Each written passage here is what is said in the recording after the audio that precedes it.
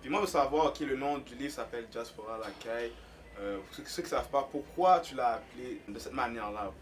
Quelle est l'origine? La raison? La raison, c'est que c'est parce que diaspora lacaille, c'est en créole haïtien. Une langue que l'on entend souvent. On l'entend beaucoup à Montréal, mais personne ne le met vraiment sur papier. Et moi, je me suis dit, you know what? It's about time. Ça, c'est pas une question de se faire respecter, mais c'est dire que nous existons. Ce livre-là aussi, c'est une manière quasi sociale là, de dire nous existons et nous lisons et nous pouvons nous lire. Et que ça va être c'est pas un livre, on s'entend seulement pour les gens d'origine haïtienne. Bien sûr que non, c'est un livre ouvert à tous où tout le monde va pouvoir le lire.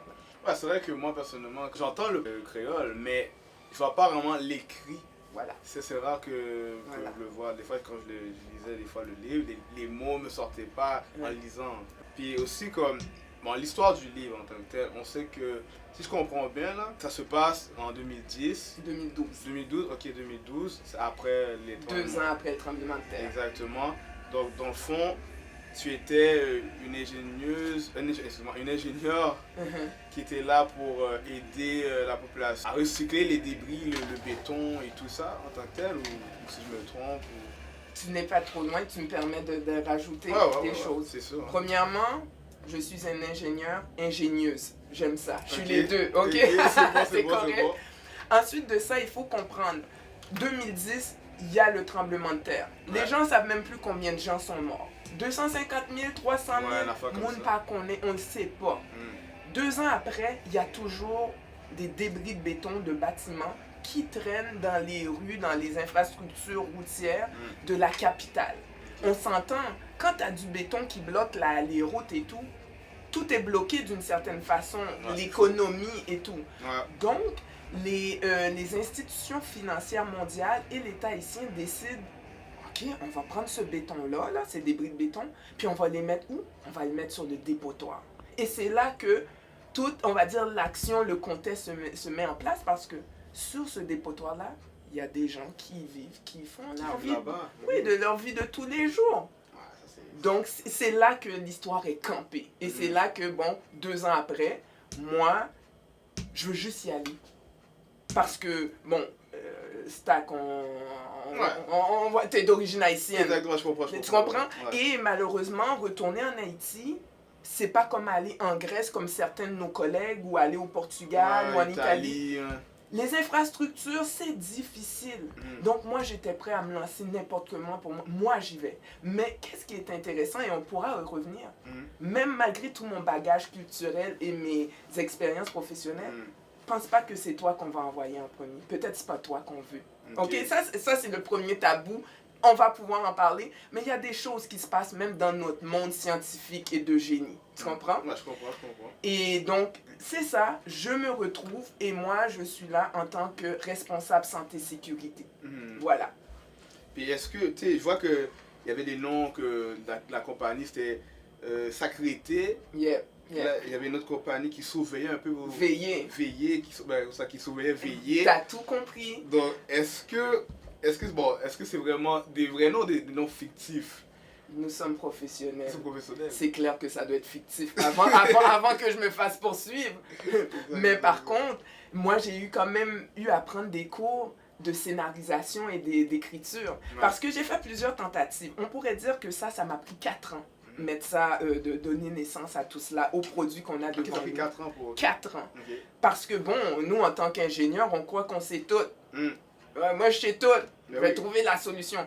Oui, c'est vrai. Mais il y a des techniques qu'il faut aller chercher. Et c'est ce que j'ai été chercher.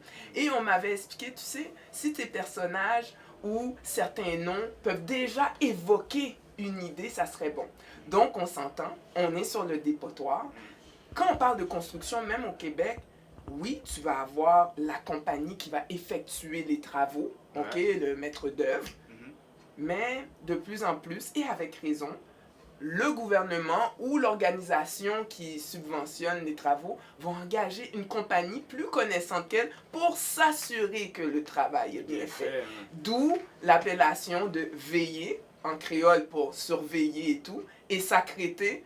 Ça a donné que j'ai parlé avec une une autre personne qui a dit, ah, ça sacré téta bon, ça serait bon pour donner ça à l'entrepreneur. Mais effectivement, c'est bon, on est sur un dépotoir, puis c'est ceux qui restent. Ceux qui vont rester. Ouais. Et voilà. Là, le livre, ok, il est écrit en français, il est écrit en créole, il est écrit aussi, il y a un peu de l'anglais aussi également.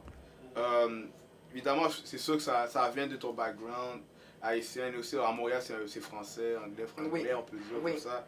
Comme, dans le fond, avec tous ces trois langues ensemble dans le même livre, est-ce que tu n'avais pas peur au début de perdre certains auditeurs ou d'une manière... Oui, bien sûr que je craignais de perdre, on va dire, des lecteurs, mais à un moment donné, il faut croire en ce que l'on est. C'est-à-dire, j'ai décidé, je vais y aller avec ce que je suis. OK? C'est un livre en français. Les dialogues sont d'origine, donc exactement comment ça s'est produit. Parce que l'entrepreneur, Sacré-Té, il était américain. Veillé était francophone. Et bon, tu as l'État haïtien, les travailleurs qui parlent créole.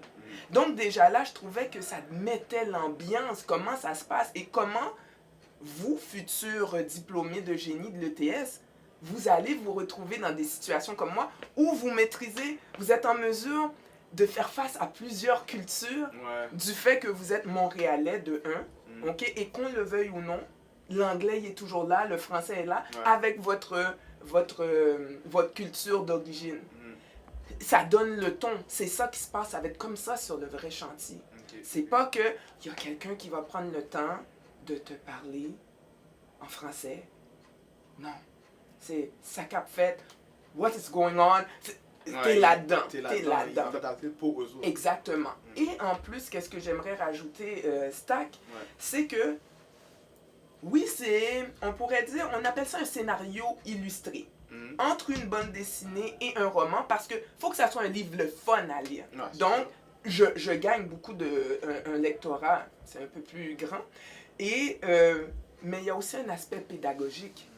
Je veux que les gens comprennent comment fonctionne un chantier de construction. Et c'est simple. Il n'y aura pas de prix Nobel là-dedans. OK? Il n'y a pas de prix Nobel de sciences. Mais c'est quand même ça qui se passe à Turcot ou ailleurs. Un chantier, c'est ça. OK? Et l'autre aspect pédagogique, mais le créole. Le créole, comme tu as dit, il est présent dans les dialogues, mais il est traduit en français. Et par un tableau simple d'à peine 4 ou 5 lignes, j'explique comment le lire. Dès le début du livre. Exactement, il y a un préambule, il y a une mise en contexte et tout. Et au début, tu parlais au début de l'entrevue, tu parlais, oui, des fois, tu entends les gens parler créole et tout. Mais il y a une autre chose qu'on ne tient pas compte, mais qui est très intéressant pour dire comment la culture est présente. Même si la personne parle français, elle va avoir le même rythme, le même chant créole quand il parle. Puis des fois, tu te retournes et tu dis, oh, je croyais que c'est un homme, une personne haïtienne, non, ça par rapport. Donc, c'est tout ça que les gens sentent dans le livre aussi.